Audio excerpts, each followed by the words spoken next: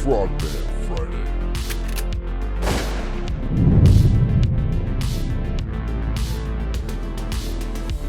Yeah, boy. What's up? It's that time again. Welcome to the Frogman Friday show. Presented by Transcend, the best peptide and hormone therapy. They put your health first so you can live more and worry less.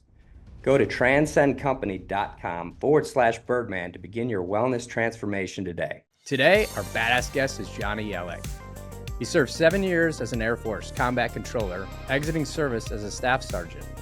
He is the new CEO of Sons of the Flag, Revolutionizing Burn Care for All Americans, which is a 501c3 charity. You can follow Sons of the Flag on all social media handles. To learn more about Sons of the Flag, go check out sonsoftheflag.org. Brother, welcome to the show. Thanks for having me. Good to be back. Yeah, man, this is a repeat offender here, folks. And what's super cool about this is Sons of the Flag is near and dear to my heart in a massive way. When I got out of the service in 2010, I didn't have a mission and I was struggling. And I ended up meeting an Army Ranger who was severely burned. And after talking to him and seeing his disfigurement and asking this question, what are they doing for you guys today? He said, look at me. And it was so shocking to me because I was blown up in 2005. I got first-degree burns, second-degree burns, things that heal.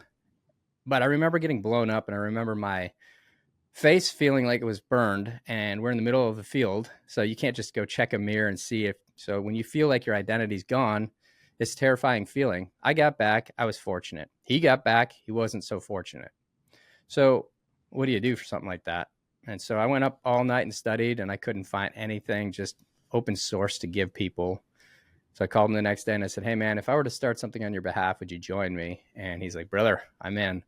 And that became the impetus of Sons of the Flag. So cool to have another special operations veteran now at the helm running it. It's a very, very special thing for me to see. You're going to take it to levels that I could not take it to. And I am so excited to be a part of it and watch you do this, man. So let's dig in, man. You've got some background in the burn unit yourself. So tell us a little bit about, your journey, and then we'll walk into Sons. Yeah. So, first of all, obviously I wouldn't be here without you. And so many people across the country that have been through burns, severe burns, are in a so much better position now because of you. So thank you for leaning in and taking the fight where it needed to be done, because, as you know, but a bunch of your listeners do not understand, it's kind of a taboo topic, dealing with burn survivors and burn surgery, burn high level of care. These things they're kind of antiquated, right? So Sons of the Flag is focusing on the whole picture of what it means to be a burn survivor by first investing in the future of burn care by funding fellowships and investing in burn research, but then also coming alongside those burn survivors and offering them resources to higher levels of care to benefit from those surgeons that have now gone through and been trained up to support them better, as well as the practices and the procedures that can make any follow-on surgeries that they may go through that much better. As you know, burns are very different than my background, and I'll get into that in a second, but my wounded warrior burn survivors have had 130 plus surgeries.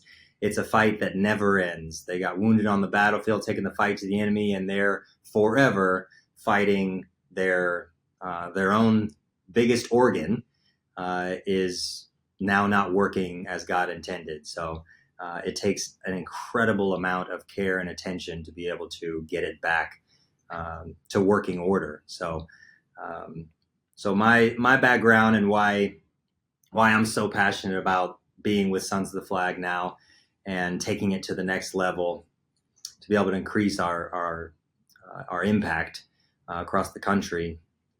But my background is also like yours. I was a special operator, combat controller in the Air Force. I was wounded on my second deployment in Afghanistan. Mine was all impact blasts. So like you, I hit a roadside bomb. I was also like you, standing up in the turret. And whenever the IED went off, it flipped me up on top of the vehicle. Fortunately, that's where I stayed.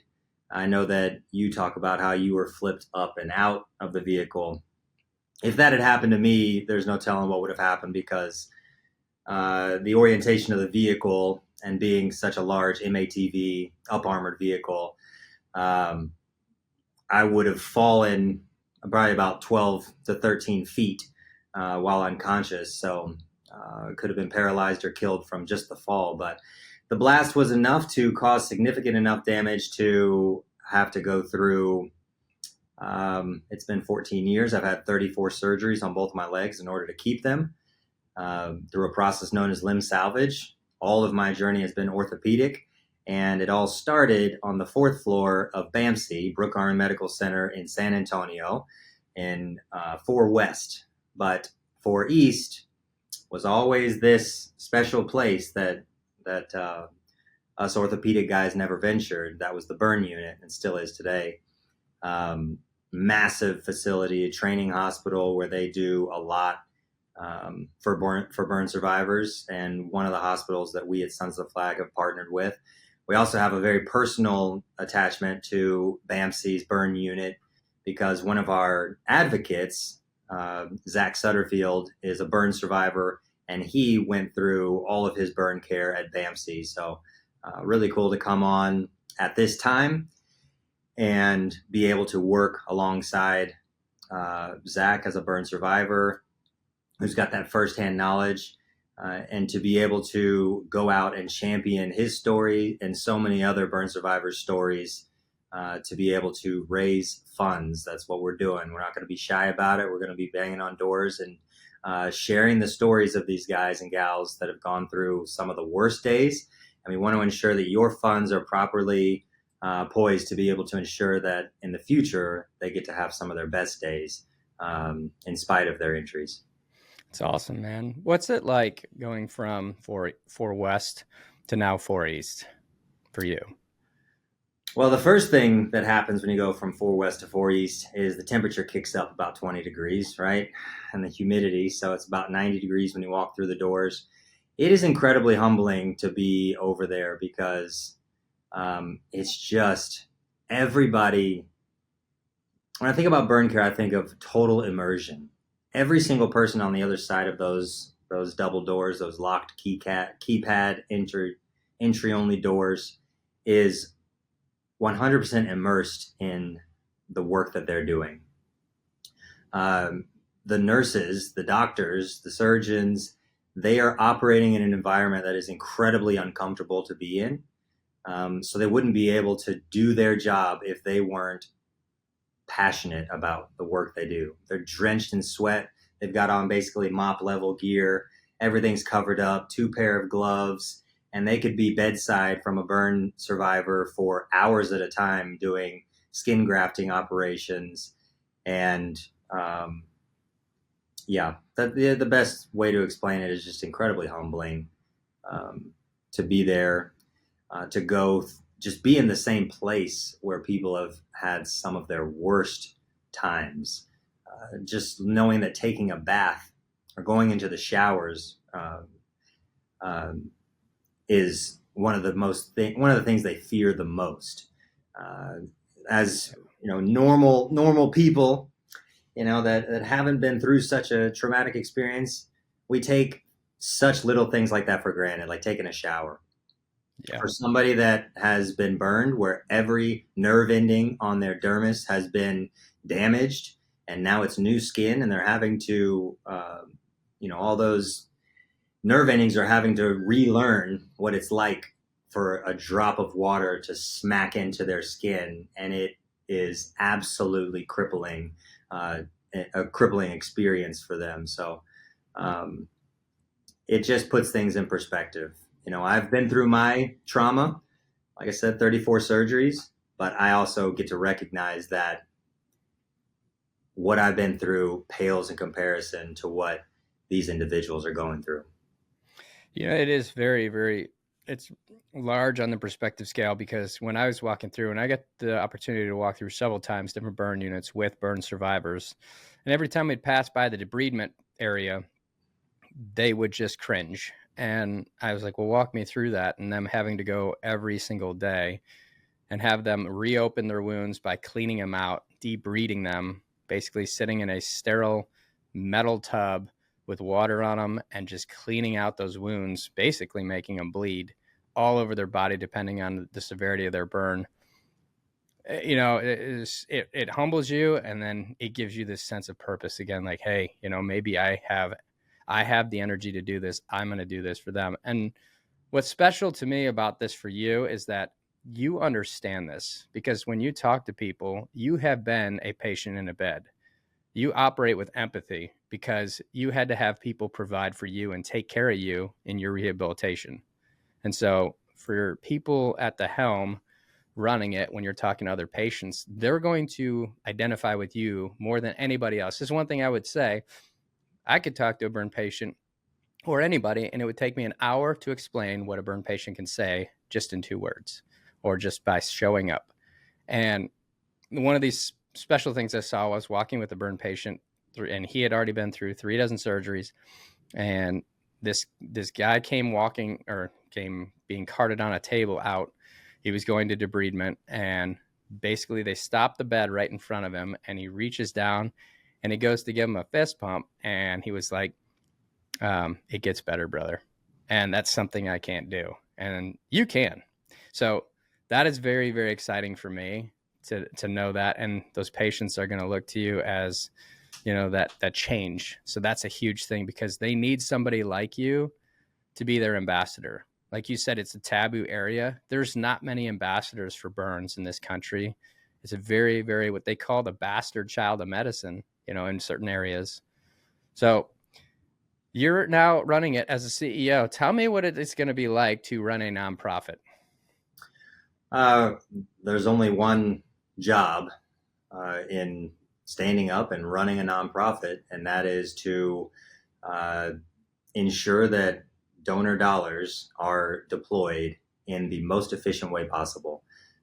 So really focusing in on what exactly our mission is, painting that clear picture to prospective donors, capturing that donation, and then utilizing the limited resources that we have to be able to really empower, like you said, these burn survivors that all too often actually become reclusive.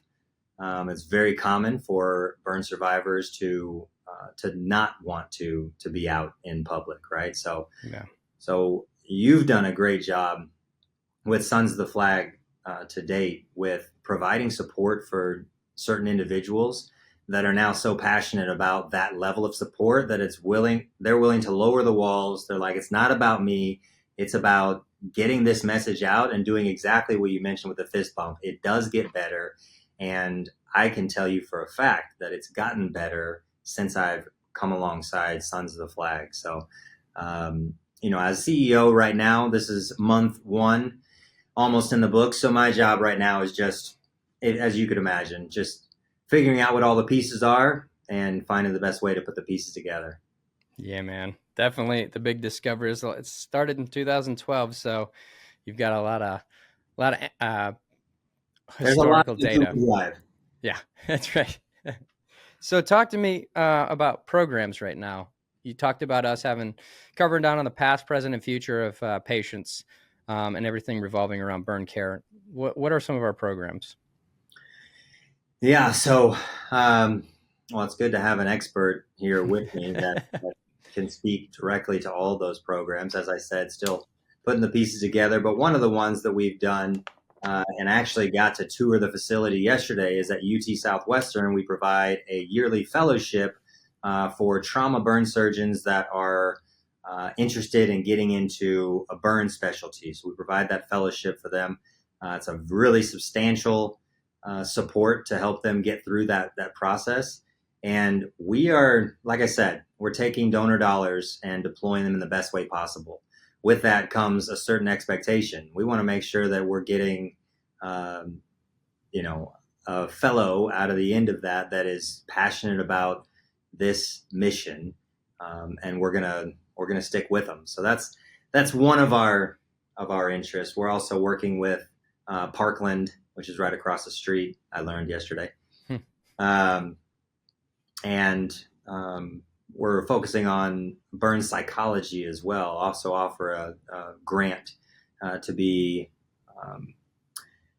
leaning in and focusing more on the psychology. As I mentioned, a burn survivor, their fight is it's for life. They're fighting for life. People ask me with my care, like, oh, are you still in rehab? Well, yes, I'll be in rehab till the day I die, because as I said before, as soon as you mess with God's great design, it's going to take some effort to get it back to working order. Burns are another 2 steps higher than that. So it takes a lot of effort, physical, to get the physical part right. But we're learning so much more. I mean, across our culture, we're learning more about the psychology, the depression. People have, like I said, they have a tendency to become reclusive. It's very difficult. I know you've spoken about it before, and you just mentioned it. You had superficial burns, right? And you were like, oh my gosh, my face. These burn survivors wake up, and they may wake up from a dream where they looked like they used to look. And then they go to the mirror and brush their teeth, and they're not happy with the face looking back at them. And they have to do that every single day. It takes a toll, and that's another thing that we take for granted, that they're dealing with on a daily basis. So it can take an emotional, psychological toll, and that's why we're also wanting to lean into that psychological piece as well as the physical component. If you will, let me shed some light real quick on the fellowship so people understand. I used to make the joke that I'm a high school graduate and I hire doctors for a living, and it was quite funny, right? Look at me. But ultimately, what we realized is when we started Sons is that there were research programs that were out there and not started. And so when we wanted to dabble into that, and when we started finding out what the startup cost of a research program go $10-40 million, and we're like, well, that's just absolutely insane. There's no way. And trust me, I took it to a few investors and I said, hey, what do you think? And they're like, bro, you got to take some time and grow this a little bit. Let's cake at it. But what this fellowship program does, one, it's creating doctors, because in a normal surgical route, if you want to go general surgeon or you want to go plastic surgeon, the burn side of the house was not a function of the training. And so when you have doctors that have not clinically been trained in burn care, they cannot do the operations to the need of the burn patient. They don't know it. The skin is always attacking itself. When the cells are destroyed, they're fighting each other. They're not trying to grow together and support each other. And so by hiring a fellow, you're not only bringing a new doctor into the fold. And by the way, when I started Sons, most of the doctors we were talking to were anywhere 50 to 60 years old. In the next 10 to 20 years, we were going to have a mass exodus. Now we're going backwards. So offering new fellowships that are young and hungry into this field is populating them for the future. The other side is part of the fellowship program. They have to do research and they have to forward burn care. So we get 2 peas in the pod for one. And so that's why I wanted to explain a little bit more in depth about the fellowship program, because it may sound like a little bit sterile. It's like we're hiring a doctor to become a burn surgeon. No, it's over 400,000 people get burned in the United States every year. A lot of them, I'm not sure the exact statistic right at this moment, but there's going to be at least 30,000 that are going to receive lifelong treatment in severe 3rd degree and worse burn care, or 2nd degree, that's full thickness of the skin or most of the surface area of the body. And they're going to require, so there's more burn patients than there are doctors to provide for them. So that's us why we're doing what we're doing. Yeah, talk to me about mission. There's like 500,000 severe burns and less than 300 facilities, and then about 150. That's probably a high number of these acute level of care burn surgeons across the country. And then we already mentioned that some of their procedures are antiquated, and it seems like the whole world is working on trying to find the best solution to regenerate skin. Yeah. And it's pretty cool that Sons is actually at the forefront of that as well. Another special program that was very near and dear. It's really the real hands-on and the Mission Reconstruct Freedom. yeah, brother, that's it. So talk to us about that. Oh, you talk to us about that. You started it. So what we've been talking about this whole time, burn cares for life, and a lot of it is horrific. And once they get out of surgery, life-saving stabilization, and then they get into their normal practices of more micro level surgeries, there's a point in time where they've just had enough. They don't want any more surgery. And so it takes time to prove to them that there are advancements, that we have found doctors that go a different distance. Because that's the special sauce of Sons, is that we travel out, we go to these hospitals, and we actually find these surgeons who are doing it a little different, who are doing it a little bit further down the path. And there's a lot of groups that give us this information to go check in with these people. But once you get a patient that says, I trust you, I'm in, that's a humongous responsibility. And so if we have to take that responsibility on, we have to make sure that we are doing everything in our power to make sure that it's going to be a successful outcome. Mission Reconstruct Freedom. The biggest thing for me was, if you want to look different, if you wanted to have the cosmetic side of the house done, sure, we will get you in touch with a plastic surgeon. Easy day. We have plenty of them. But the focus at Sons of the Flag has always been functionality. Because if you're not functional, you can't do what you want to do. Like you said, you were injured. You couldn't use your legs. So you're not functional. And what do you want more than, do you want the scars to look better, or do you want the functionality to use your legs again? That's what and we're not even getting to the psychological side, but so on the surgical side, it's functionality. Zach Sutterfield, our ambassador, said he wanted to be able to drink a beer, just grip a beer, because his hands were burned so bad.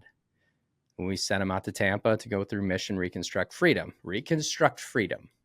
And so he went through, and sure enough, I didn't even know that he wanted a hand to grip. He comes back and he tells the story, and he says, they even made it so that I can actually move what I have of my thumb, and I can grip a beer, and he shows the video. And I thought to myself, my gosh. And I never confused that for, I'm the one who made that happen. I considered myself a concierge service for the burn patient to the doctor. But just to be that part in making sure that, he at least got seen. And then that doctor did that unbelievable job. It gave him a piece of himself back that he'd been missing, and that was humongous. So that's the name, Mission Reconstruct Freedom. It's a mission because we started this, we're military, but it's Reconstruct Freedom to help these people really move their life forward with functionality. Yeah. I know that a friend of mine, I've known him for a long time. I know you know him as well. Shiloh Harris has been through Mission Reconstruct Freedom. And again, talking about things that we take for granted. We're going to do it 2,000 times on this broadcast, and that's blinking, right? We don't have to think about it. Burn survivors that have traumatic burns to their face, this is one of the most sensitive areas on their face, and it's one of the first to go. Reconstructing eyelids is incredibly difficult. A lot of burn survivors aren't able to fully close their eyes when they go to sleep. So for the rest of their life, they may have to put in drops every single night.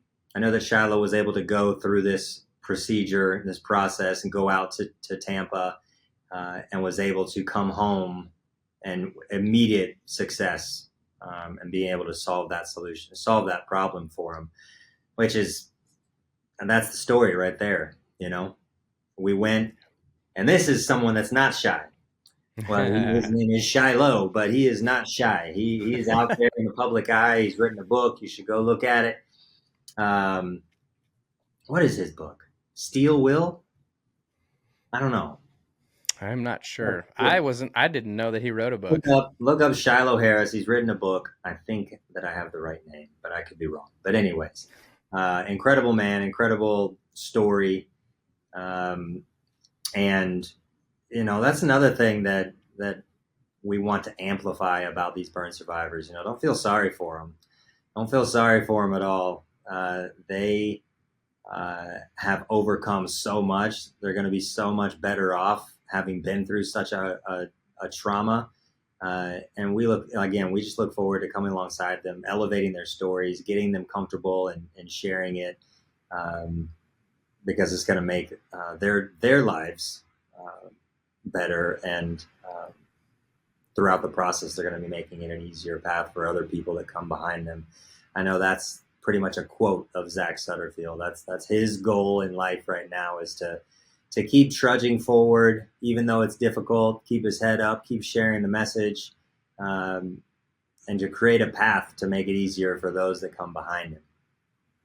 It's awesome, man. It's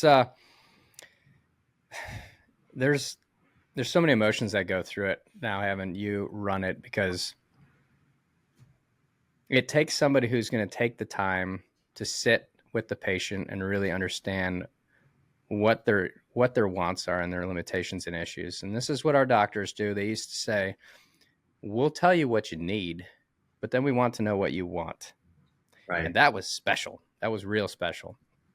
And so for a burn patient to voice their, wants is such a great thing. But for you particularly, to be able to sit alongside these people and really open their eyes up to the opportunity that you could have been burned 30 years ago, it ain't over. You can get back in the saddle, and you can actually, advancements have definitely come since 30 years, especially in the last 10 years. So there's things to be done. And we brought some 30-year, 20-year, 30-year burn patients in and had them see some success. And now a lot of them become repeat offenders because they're actually seeing that there's functionality out of it. So it's very, very cool. That's a great point. A huge piece of that is just, when we're wounded, there's a season, there's a progression, right? And us in the military, I get hit by an IED, I'm incapacitated, I'm an inpatient for 3 months, I'm an outpatient for 18 months or 2 years. And then as soon as they get me to a baseline level of sustainability, I'm medically retired from the military and I'm good to go. And now I'm on my own. Yeah. Likewise, as a civilian, as soon as you're stable enough to be jettisoned from the hospital and you've done your occupational therapy and you're good to go, support yourself, you're on your own. And those days of, getting scrubbed and get all the skin grafting and opening new wounds, all that trauma is behind them. So to your point, a lot of these guys are just going to settle in with current state, thinking that there's nothing that could be so much better that would be worth going through that phase again of all, like recreating all this trauma. So to your point and to your impact of coming alongside these surgeons that are just keenly aware of that fact, that we need you to love these patients just like we do in order to make sure that they get incredible level of care, because they are opening up old wounds and trusting you that it's going to be better. Yeah, man. This started as a veteran-only charity, meaning we were only supporting veterans because we were small. And to be honest with you, I never thought it was going to go any further than that one patient, why we started it. And his name's Captain Sam Brown. He just ran in Nevada for Senate. So, you think about this. I think he won. Yeah, there's no question. But you think of that, he's gone through this horrific trauma, forced retired out of the job that he wanted to be. He was an Army Ranger. He was a captain. And I won't hold that against him, even though he was an officer. But ultimately, he goes through all this trauma, and then he goes to run for the Senate. And he's attempted to do Congress in the state of Texas because he wants to give back and support, and he wants to support the vets. I never saw this going any further. My idea was, let's help this one guy. And I remember getting reached out to by a gentleman in the fire service named Greg Turnell. He's career firefighter. He's got a big name in DC fire. And I remember his LinkedIn message to me. It said, I love the mission. I'm a career firefighter, and I got my boys are all in the military. I think you should think about expanding your horizons to first responders, i.e. firefighters, and I would love to be your team leader. And I'm like, whoa. Yeah, okay. And then so we said, yeah, let's do it. So we basically had a team leader in a chapter opening up, and we didn't even know exactly what we were doing, but we knew we had something there. And then he walked us into FDNY, and then it was just like, we're in trouble. People keep adopting us, and we're growing and growing and growing. But the one thing we always did, we pitched that we were veteran and first responder, but we never, ever turned away a civilian patient, because it doesn't matter where you come from. A burn is a burn, and it's going to act the same way no matter what uniform or non-uniform you wear. So we always helped everybody. And then we finally made the decision years ago, we support burn survivors. And so the special sauce of Sons is we don't do the life-saving stabilization stuff. When you go to the hospital, you're there inpatient. The doctors in any facility that you're going to will be able to stabilize you if they can. Our secret sauce is once they've stabilized the patient, that's when we come alongside you to help you with your journey to getting that freedom again. So it's pretty cool stuff, man. You've got your work cut out for you, though, because burn care is one of the hardest areas to work in. It is very rewarding to help a patient, but it is very hard to see these people suffer in the ways that they do. And again, it's still such an underfunded, and nobody really talks about it. I mean, if you can listen in to the viewers, how many times do you hear people talking about burn care at the hospital local to you, or burn care at all? How many burn patients do you know? And that's a hit too. If you know a burn patient, direct them to sonsoftheflag.org. Let them reach out to us, because we'd love to talk with them. But you've got your work cut out for you, man, because this is a special place that needs a champion like you to do it. Wondering, what do you think future holds? What would you want to do to grow Sons of the Flag? What do you see deficiencies where we could actually grow this or move it forward? Or do you have something in the back of your brain yet? Or are you just still trying to learn everything? As a combat controller in the military, I know that, and you as a prior SEAL, it's all about shoot, move, and communicate.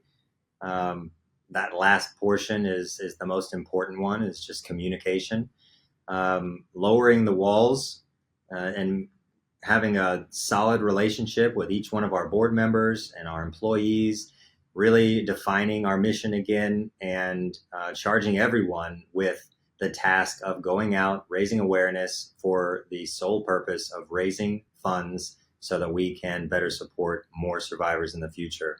As I mentioned, we partner with a couple of hospitals right now. It would be phenomenal if we have a problem on our hands that we need to find our next hospital to partner with and provide support to. So we've got an incredible reputation in the burn community, and as you mentioned, in the first responder community. So we've got, you mentioned Greg Turnell, we've got the task force. I believe that we'll be ramping that up. And what that looks like is a boots on the ground representative in the fire department all over the country, someone that can be our eyes and ears and let us know whenever a catastrophe has taken place, a survivor or a patient has gone to a hospital, and we can build relationships with more of those hospitals. So I look forward to being the face of this organization and getting out as much as possible, sharing the mission as much as possible, and making it less taboo in the process. So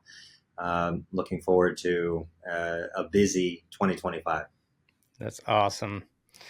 Well, there you have it. Sons of the Flag is for burn care. And if you would all do us a favor and go check out sonsoftheflag.org, that is sonsoftheflag.org, and go check us out on all social media handles. And if you have any burn patients, or you know of a university that's doing a burn study, or you know a hospital that has a burn unit that you have a connection to, please send an email to us, get in contact with us on our website. We would love to hear it. We want to grow this, and we can use your help. And also, donations are always helpful to continue this mission. So your support would be greatly appreciated. Johnny, super stoked for you to be you on this team and running this team. And we are your humble servants, man. Can't wait to see what you do with it. Appreciate it, Ryan. Yeah, man. Right on. Thank you, and thank you to all your listeners. Yeah, like I said, we've got a big job, but we've got a big mission and a big purpose, even bigger purpose. So we're going to keep focusing on the ones that we support, and keep not being shy about asking for money, because that's what we need.